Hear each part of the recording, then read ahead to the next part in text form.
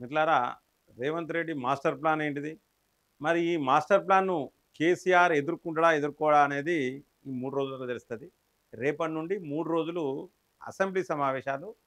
కాళేశ్వరం నివేదిక అంటే 650 పేజీల నివేదిక. ఘోష్ కమిషన్.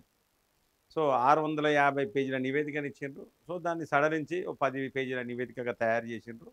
సో, మరి 650 పేజీల నివేదిక మీద చర్చిస్తారా? లేదా 10 పేజీల నివేదిక మీద చర్చిస్తారా? మొత్తానికైతే ఈ 3 రోజులల్లా అసెంబ్లీలో మాట్లాడి కేసీఆర్ పైన, హరీష్ రావు పైన చర్యలు తీసుకునేందుకు ఈ యొక్క కాంగ్రెస్ ప్రభుత్వం రేవంత్ సర్కార్ సిద్ధమైనట్లయితే సమాచారం ఉన్నది. సో, దీనిలో భాగంగా ముఖ్యంగా ఏందంటే చీఫ్ సెక్రటరీని ఆయన పదవీ కాలం అయిపోయింది. అయిపోతే కేంద్రానికి ఆర్జీ పెట్టుకున్నారు. కారణం ఏందంటే ఇప్పుడు ఈ కాళేశ్వరం నివేదికను ఈ ఘోష్ కమిషను ఈ యొక్క సీఎస్‌కే ఇచ్చిండ్రు. అంటే గవర్నమెంట్‌కే ఇచ్చిండ్రు. సో, ఇప్పుడు ఈ సీఎస్ ఇందులో ఇన్వాల్వ్ అయినోడు. ఈ కేసు అయిపోయేంత వరకు కూడా ఇందులోనే ఈ యొక్క సీఎస్ ఉండాలని చెప్పేసి ఆర్జీ పెట్టుకోవడం జరిగింది. సో, ఆర్జీ మేరకు 7 నెలలు పదవీ కాలాన్ని కేంద్రం పొడిగిస్తున్నట్లు ఉత్తర్వులు వచ్చినాయి. సో, ఇప్పుడున్న సీఎస్ హయాంలోనే కేసీఆర్ అరెస్ట్ కావడం అనేది ఖాయంగా కనిపిస్తూ ఉన్నది. అలాగే హరీష్ రావు కూడా అరెస్ట్ అయ్యే అవకాశాలైతే చాలా స్పష్టంగా క్లియర్‌గా కనబడతా ఉన్నాయి. సో, ఇప్పుడున్న సీఎస్ అంతకుముందు ఆర్థిక శాఖకు సంబంధించిన కార్యదర్శిగా ఉన్నారు. సో, మరి చాలా మంది ఏమనుకుంటారంటే మరి ఇప్పుడున్న సీఎస్ పైన కూడా విచారణ జరగాలి కాళేశ్వరం విచారణ. కానీ జరగలేదు. మరి కారణాలు ఏంటి అనేది తెలవదు. ఈటెల రాజేందర్ మీద విచారణ జరిగింది తప్పితే ఇప్పుడున్న సీఎస్ మీద విచారణ జరగలేదు.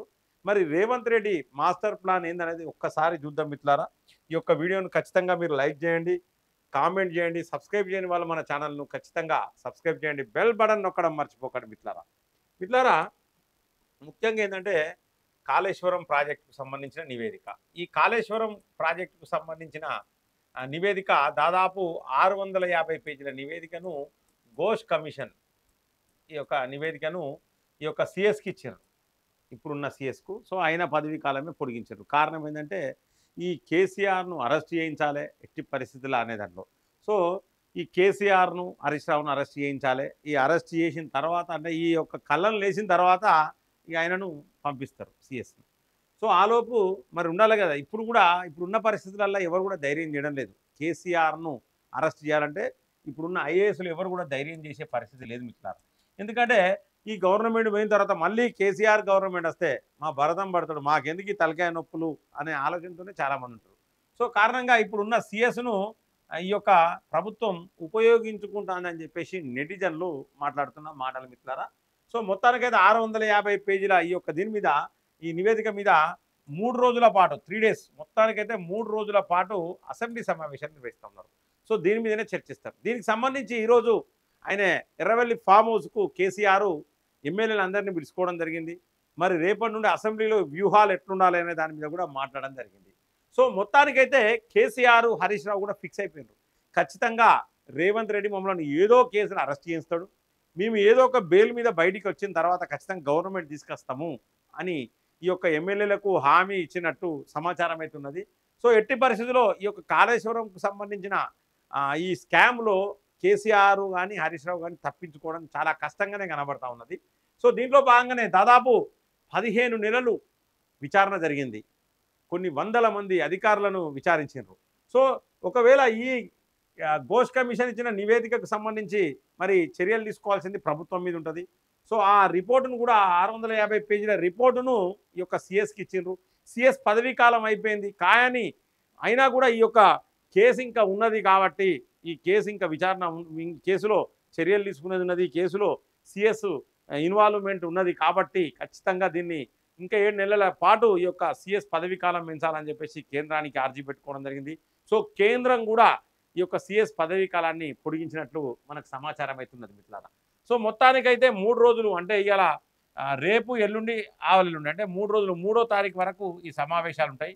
సో, సమావేశాలు అయిపోయిన తర్వాత అంటే ఈ సమావేశాల ముఖ్య ఉద్దేశం రేవంత్ యొక్క మాస్టర్ ప్లాన్ ఏందంటే ప్రజలందరికీ తెలియాలి. కేసీఆర్, హరీష్ రావు కాళేశ్వరం స్కాన్ చేసిండు అనేది ప్రజలందరికీ తెలిసే విధంగా సమావేశాలు నిర్వహించాలి అనేది రేవంత్ రెడ్డి యొక్క మాస్టర్ ప్లాన్. సో, ప్రజలందరికీ తెలిసిన తర్వాత కేసీఆర్‌ను, హరీష్ రావును అరెస్ట్ చేస్తే వీళ్ళకు సింపతి ఉండదు. కాంగ్రెస్ ప్రభుత్వాన్నే ప్రజలు మెచ్చుకుంటారు.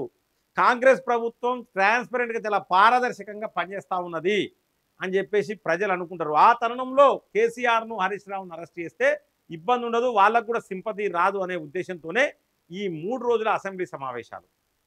జనరల్‌గానైతే రిపోర్ట్ వచ్చిన తర్వాత ఈ కేసును ఇమ్మీడియేట్‌లీ సీఐడీకో లేకపోతే ఒక సిట్ ఏసుడో లేకపోతే ఏదో ఒక యాంటీ కరప్షన్ బ్యూరోకి ఇచ్చుడో ఎవరికో ఒకరికి ఈ కేసును ప్రభుత్వం అప్పచెప్తే వాళ్ళు విచారణ చేసి చర్యలు తీసుకోవాల్సి ఉంటుంది. వాళ్ళు ఆ రిపోర్టును చదువుకొని ఎవరెవరి మీద చర్యలు తీసుకోవాలో తీసుకోవాల్సి ఉంటుంది.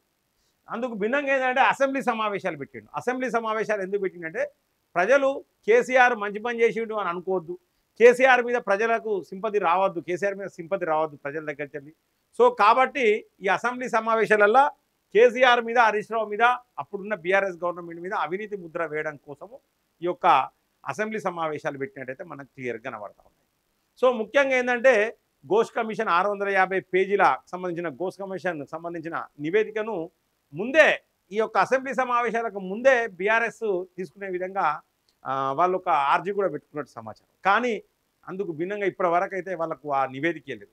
మరి నివేదికని ఎందుకు ఇంత గోప్యంగా ఉంచాలి? నివేదికను 650 ప్రజలు కూడా ఏమనుకుంటారంటే ఈ 650 పేజీల నివేదికను ఇంటర్నెట్లో అందరికి కనబడే విధంగా పెట్టాలి. మరి ఎవరు తప్పు చేసిర్రు, ఎవరేం చెప్పారు ప్రజలకు కూడా తెలియజేయాలి. ఒక ప్రజాప్రతినిధులకు, ఒక అధికారులకే కాదు ప్రజలకు కూడా తెలియాలి. మరి ఇప్పటి వరకు 650 పేజీల నివేదిక ఎవరికి రాలే, ప్రభుత్వం దగ్గరనే ఉన్నది, ఎవరికి లేదు. సో వీళ్ళు కూడా ఏంటంటే మరి మేము రేపు పొద్దున అసెంబ్లీకి మమ్మల్ని కూడా పిలుస్తాను, మేము కూడా మాట్లాడాలి, దీని మీద వివరణ ఇవ్వాలి, కాబట్టి ఆ నివేదికను మాకు ఇవ్వమని చెప్పేసి అడుగుతా ఉన్నారు. సో ఆ నివేదిక ఇప్పటి వరకు బీఆర్ఎస్ చేతిలో లేదు, బీజేపీ చేతిలో లేదు, కేవలం ప్రభుత్వం దగ్గర మాత్రమే ఆ నివేదిక ఉన్నది. మరి ఆ నివేదికలో ఏమున్నది, మరి ఎవరెవరిని ఒక హరీష్ రావు కేసీఆర్నే ఫిక్స్ చేస్తారంటే కాదు, ఇంకా చాలామంది అధికారులను కూడా ఫిక్స్ చేసే అవకాశం అయితే చాలా స్పష్టంగా కనబడుతూ ఉన్నాయి. ఏది ఏమైనప్పటికీ ఈ 3 రోజుల అసెంబ్లీ అయిపోయిన తర్వాత ఈ కేసును ఇమీడియట్లీ సిఐడికి లేదా ప్రత్యేకంగా సిట్ వేసి మరి చర్యలు తీసుకోమని చెప్పేసి ఈ యొక్క అసెంబ్లీలో కూడా తీర్మానం చేసే అవకాశాలు అయితే చాలా స్పష్టంగా కనబడతా ఉన్నాయి మిత్రులారా. ఏది ఏమైనప్పటికీ కేసీఆర్ను, హరీష్ రావును అరెస్ట్ చేయడం ఖాయం అనేది అయితే క్లియర్గా కనబడతా ఉన్నది. ఒకవేళ మరి కేసీఆర్ హరీష్ రావు అరెస్ట్ అయితే బీఆర్ఎస్ మీద సింపతి పెరుగుతుందా, కేసీఆర్ మీద సింపతి పెరుగుతుందా, లేదా కేసీఆర్ మళ్ళీ అరెస్ట్ అయిన తర్వాత బీఆర్ఎస్ను నిజంగానే చాలా సందర్భాలలో రేవంత్ రెడ్డి అన్నాడు పాతాళానికి దొక్కుతాం బీఆర్ఎస్ అని, మరి అదే జరుగుతుందా అనేది మరొక 3 రోజులు వేచి చూడాల్సిందే మిత్రులారా. దయచేసి మిత్రులారా ఈ యొక్క వీడియో పట్ల మీ యొక్క అభిప్రాయాన్ని ఖచ్చితంగా కామెంట్ బాక్స్లో రాయండి, లైక్ చేయండి, 10 మందికి షేర్ చేయండి, సబ్స్క్రైబ్ చేయని వాళ్ళు మన ఛానల్ సబ్స్క్రైబ్ చేయండి, బెల్ బటన్ నొక్కడం మర్చిపోకండి మిత్రులారా. జై హింద్, జై భారత్.